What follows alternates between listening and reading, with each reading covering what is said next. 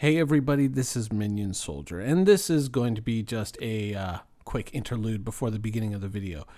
I think you can kind of see where I was going with this intro, but unfortunately there's no sound. The voices are gone, the music is gone, and the reason for that is because apparently the copyrighted music in this clip, which is of course from the film, is so important that the video cannot be shown anywhere with that music intact. So I've had to remove it. I think the intent, the comedic intent, is carried over by the imagery. A bit of an interruption, but hopefully you guys will still enjoy the show. What shall we talk about?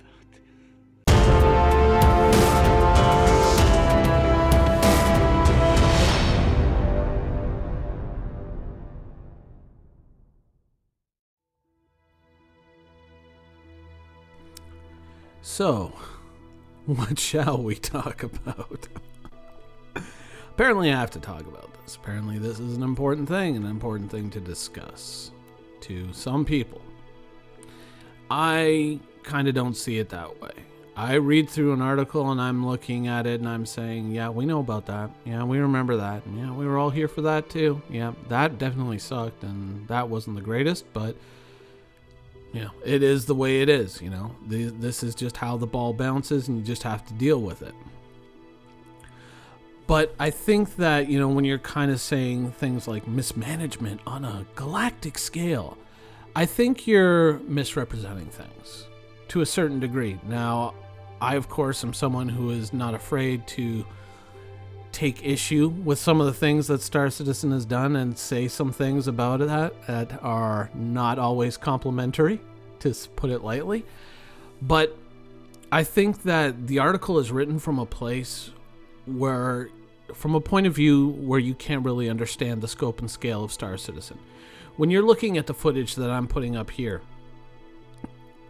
a layperson, a person who is not very versed in video games, a person who maybe only sees this and wants to know how this is going to affect their quarterly earnings or whatnot, it doesn't look all that remarkable to them. They might say, oh, I've seen similar things in other games. I've seen, similar ideas presented in different games. Oh, a sunrise? Well, that's beautiful. That's going to attract a lot of players, but it's not all that special. I see a sunrise in World of Warcraft. I see a sunrise in different dynamic battlefields in games like Battlefield, in Call of Duty or things like that. So it's not all that crazy to me. It's just a different lighting effect. Wow, it's cool, but does that really sell copies? That's what I'm worried about. And I think that this is kind of the point of view of the people who are kind of reading and consuming an article like this, is they're looking at it from a business point of view, and they're trying to understand Star Citizen reflected in other industry, producers and developers. And I don't think that you can really understand it from that point of view. I think you kind of have to walk the full circle. Now, certainly what I said here about, seeing a sunrise, and they might think that, this is unremarkable, that the context that they've seen this or something similar to this in before was that if you were to walk a kilometer in any direction, or maybe if you're lucky 2 kilometers, you'd start to see a thing flashing across your screen saying, you are leaving the battlefield, return to the battlefield, or something like that. It's very easy to realize that a lot of the games that we've played before that may look similar to this used various forms of trickery to make their worlds look like larger worlds, to avoid facing the technical issues of actually making an entire world. And I think that that's what people don't really understand, is they think that this is like some kind of off-the-shelf Unity type game that they can just, you just go in and you just copy pasta all the right pieces of code, slap it together, fine tune it, of course, a little bit here and there to make it work, but otherwise, this should have totally been done by now. And they're not really understanding the full scope and scale of it, because while the visuals are amazing, the machinery behind the visuals is orders of magnitude much more complex than anything you've seen before. So while you may look at this and say, well, this is not all that remarkable, a sunrise, wow, I've seen that in video games before, it's actually different because this is an entire moon rotating around its axis, and that sun is a single point in space that it's kind of bringing to bear on the surface of the planet as it kind of rotates around. And maybe in some future update, this moon will start to rotate around the planet that it circles, the planet that you're going to see in the background in a little bit. And I think that that's where a lot of people's understanding of Star Citizen really gets tripped up. They don't really see, from a layperson's point of view, all that much remarkable in this game that would account for the development time.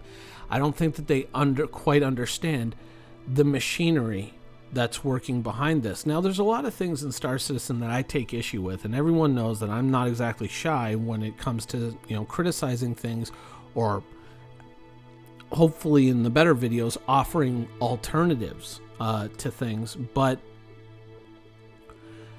when I back Star Citizen, I didn't back Star Citizen believing for once that there was going to be a 2014 release date.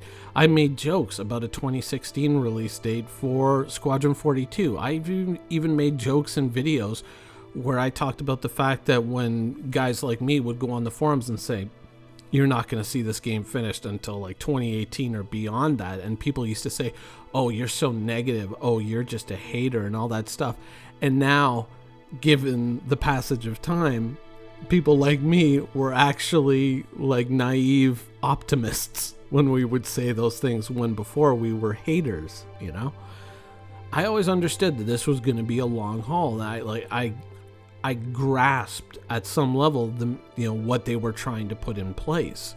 So when you're trying to write an article for a magazine like Forbes and you're trying to understand this from the point of view of an EA or an Activision Blizzard, this is a project that would have been abandoned or canceled very, very quickly. They never would have gone to this level of detail because they have shareholders to answer to, they have a board of directors to answer to, and they would have never let something like this go on as long as it did. The only way that a project like this could have ever existed in the beginning was through crowdfunding, and was by appealing to players who understood what you were going for and how long it would actually take.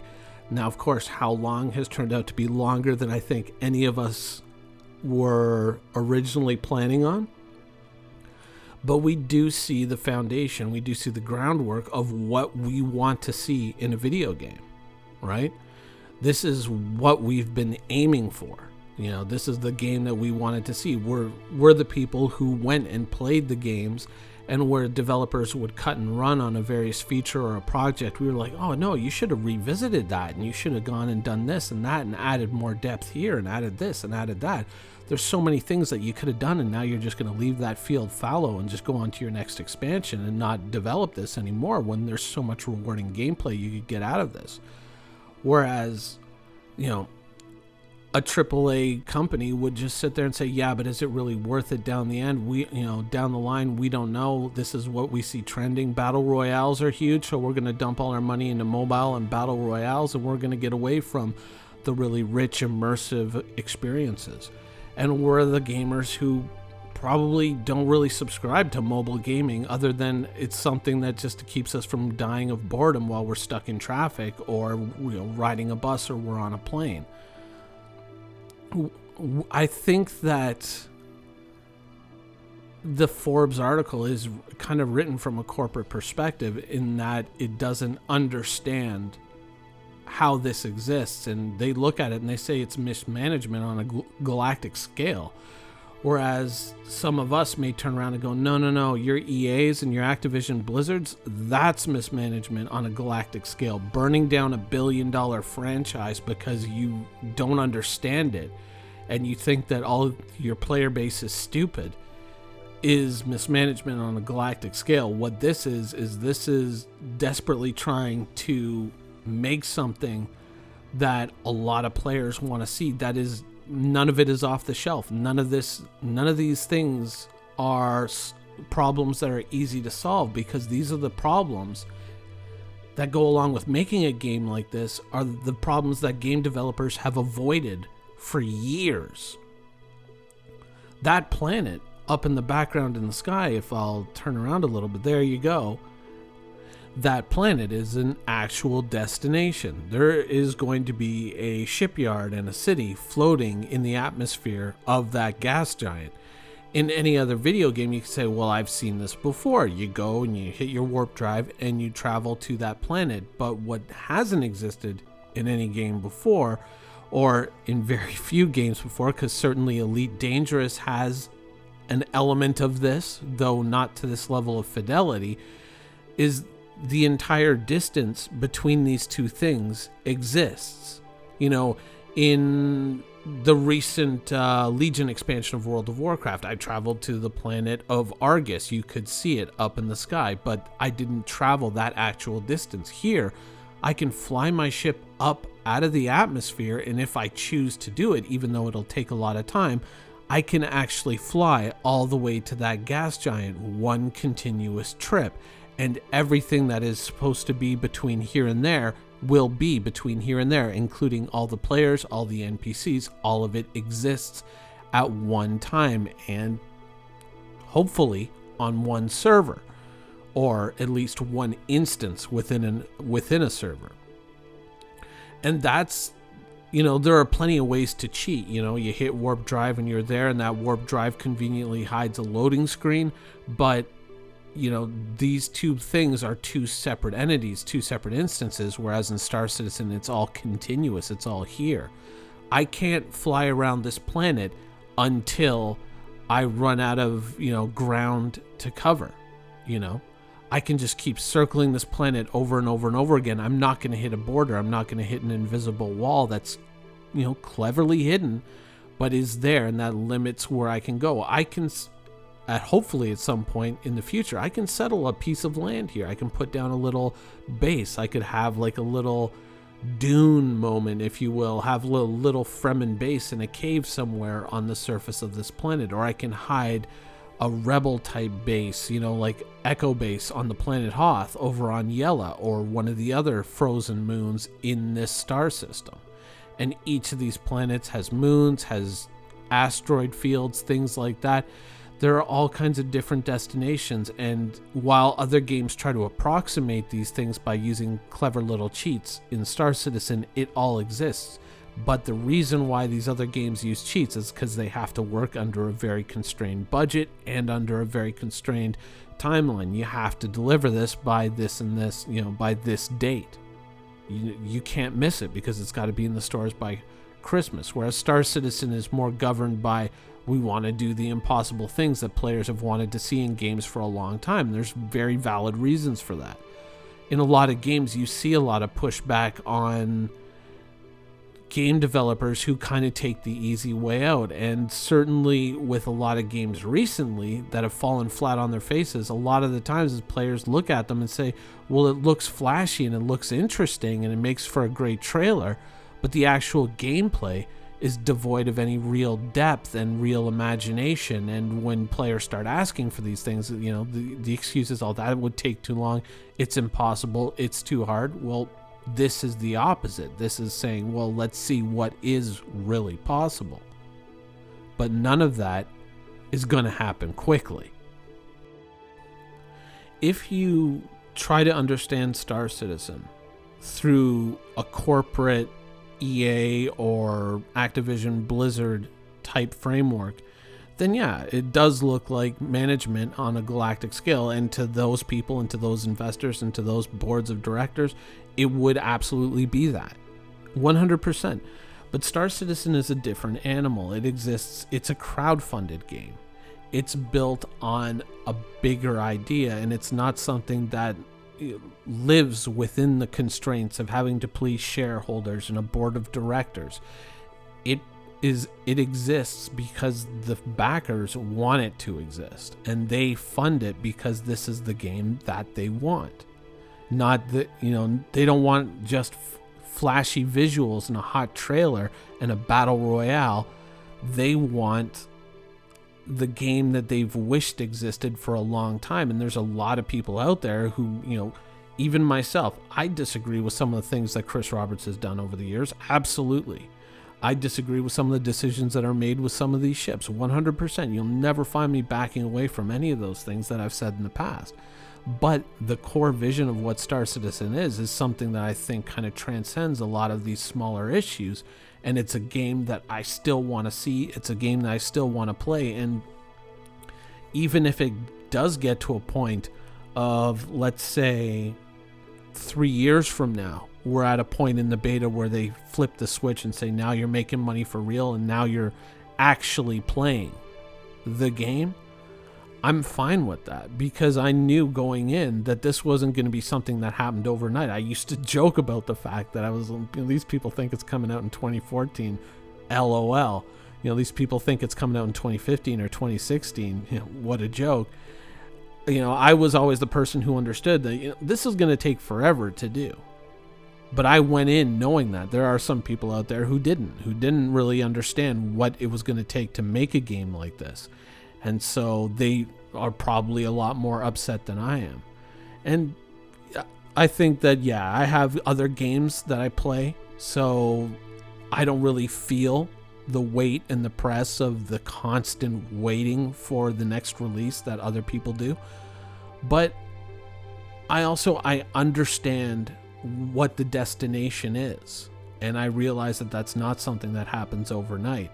So calling this mismanagement on a galactic scale, I don't entirely agree with that. I think that there are, certain issues along the way that represent poor decision making. But when I think about the games that I want to play, this is definitely headed in the right direction for the style of games that I want to play. And to be quite frank, when I look at the more quote-unquote successful companies out there and how they've been failing spectacularly lately, even under these fine-tuned constraints and all these management plans and pipelines that they have, I would say that is probably mismanagement on a galactic scale. Anyways, that's the show for today. I hope you guys enjoy it, and thanks for watching. Oh, and by the way, we saw a little snippet of the Defender, but, we didn't get to see the outside yet, so I can't really speak to that. Anyways, hope you enjoyed the show. See you Monday.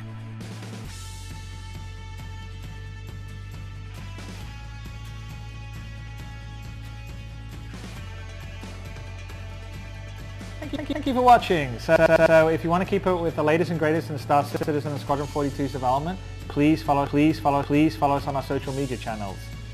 See you soon.